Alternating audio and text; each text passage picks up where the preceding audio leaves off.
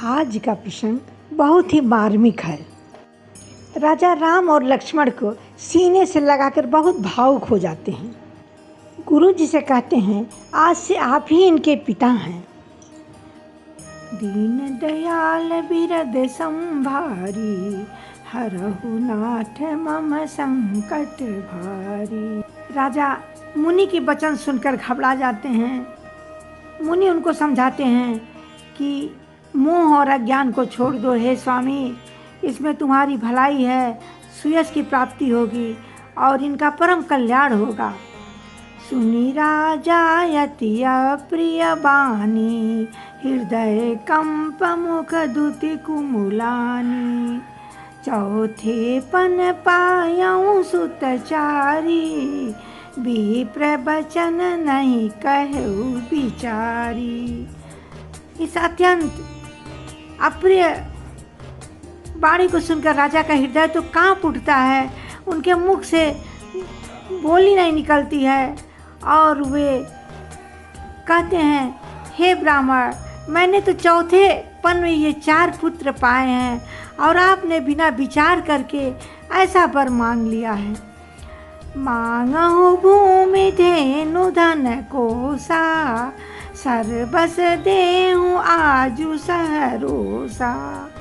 देह प्राण ते प्रिय कछु नाही, सोई मुनि देहु निमिष एक माही। हे मुनि, आप गौ मांग लेते, धन खजाना और पृथ्वी, कुछ भी आप हमसे अगर मांग लिए होते तो मैं बड़े खुशी के साथ आपको सर्वस्व दे देता। देह और प्राण से अधिक प्यारा कुछ भी नहीं होता, मैं इस बालक को कैसे दूं।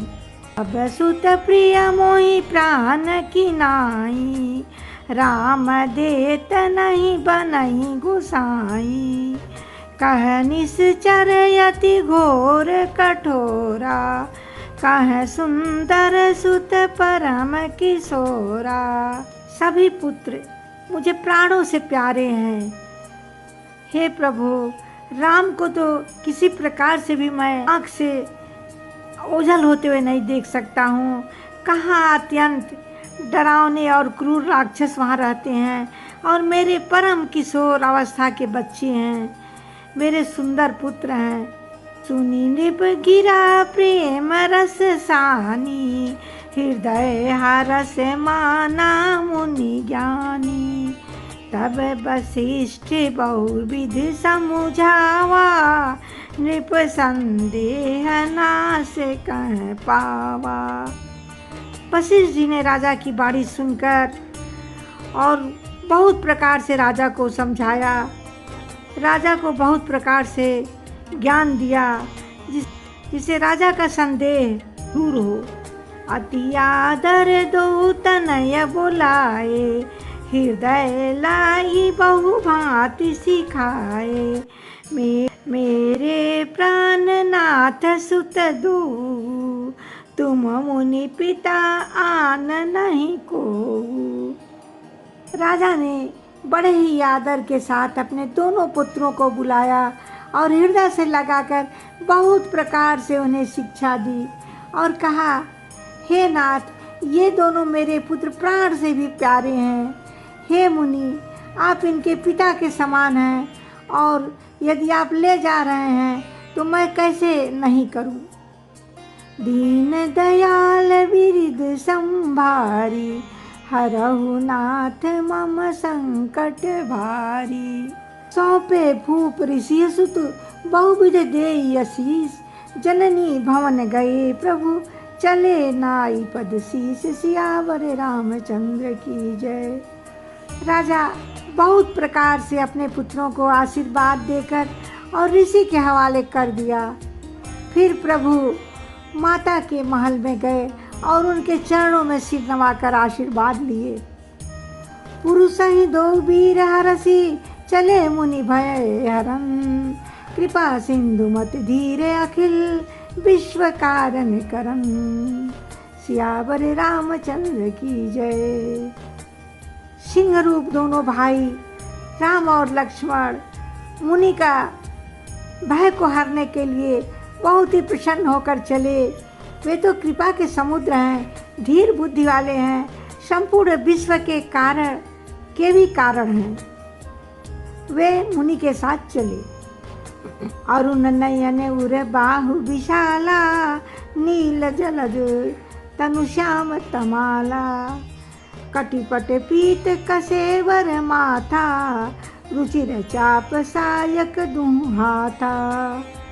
भगवान की चौड़ी छाती और विशाल भुजाएं हैं और लाल नेत्र हैं, नील कमल की तरह सुंदर और तमाल के वृक्ष की तरह श्याम शरीर है उनका, और सुंदर तरकस बांधे हुए हैं कमर में, दोनों हाथों में सुंदर धनुष और बाण लिए हैं। श्याम गौर सुंदर दो भाई, विश्वामित्र महानिधि पाई। प्रभु ब्रह्मान्य देव मैं जाना, मोहिनी ते पिता तजहु भगवाना। श्याम और गौर वर्ण के दोनों भाई परम ही सुंदर लगते हैं। विश्वामित्र जी को महान निधि प्राप्त हो गई। वे सोचने लगे, मैं जान गया कि प्रभु ब्राह्मणों के भक्त और मेरे लिए भगवान ने अपने पिता को भी छोड़ दिया। चले जात मुनि दीन देखाई, सुनी ताड़ का क्रोध करी धाई। एक ही बान प्राण हरि लीना, दीन जानते ही निज पद दीना। दोनों भाई मुनि के साथ चल रहे हैं। रास्ते में ताड़का को दिखाया मुनि ने, वह क्रोध करके दौड़ी। श्री रामचंद्र जी ने एक ही बाण में उसके प्राण हर लिए और दीन जानकर उसको अपना दिव्य स्वरूप दिखाया। तब ऋषि निज नाथ ही जिया चीनी, विद्या निधि कहूँ विद्या दीनी।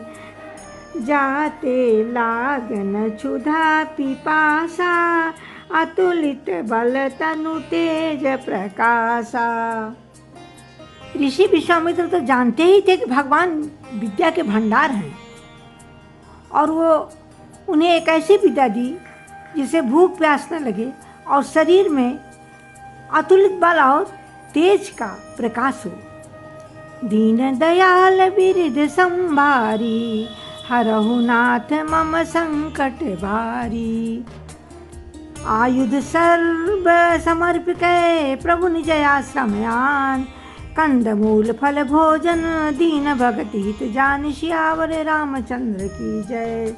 अब मुनि श्री रामचंद्र जी को और लक्ष्मण जी को अपने आश्रम में ले आए और उन्हें परम हितु जानकर के भक्तिपूर्वक कंद मूल और फल का भोजन कराया। रात कहा मुनि सन रघुराई, निर्भय यज्ञ करहूँ तुम जाई। होम करन लागे मुनि झारी, आप रहे मख की रखवारी। श्री रामचंद्र जी मुनि से कहे कि आप जाकर निडर होकर यज्ञ कीजिए, और मुनि हवन करने लगे। आप श्री रामचंद्र जी यज्ञ की रखवाली करने लगे।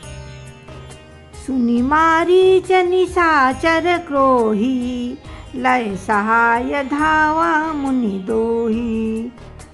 बिनु फिर बान राम तेहि मारा, सत जोजन गा सागर पारा। जब क्रोधी राक्षस मारीच को यह समाचार पता चला कि भगवान आए हुए हैं, तो वो अपने सहायकों को लेकर दौड़ा। श्री रामचंद्र जी ने बिना फल वाला बाण उसको मारा, जिससे वह 100 योजन दूर तक समुद्र के पार जाकर गिरा।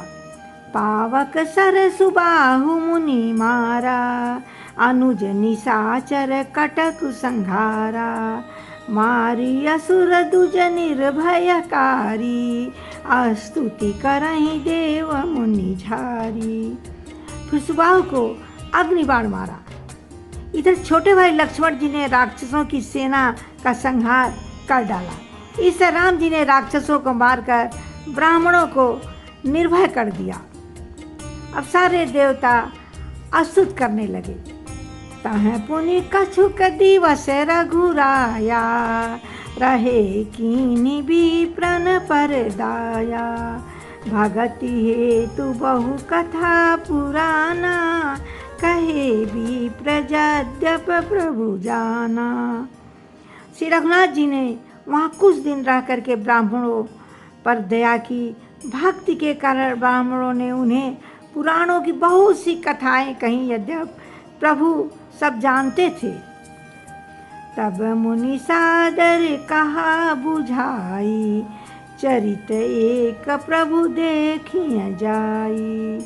धनुष यज्ञ सुनि रघुकुल नाथा, हरसि चले मुनिवर के साथा। मुनि ने आदर पूर्वक समझाकर कहा कि हे प्रभु, चलिए चल करके एक चरित्र देखा जाए। रघुकुल के स्वामी रामचंद्र जी धनुष यज्ञ की बात सुनकर विश्वामित्र जी के साथ प्रसन्न होकर के चले। आश्रम एक दीख मग माही, खग मृग जीव जंतु तह नाही।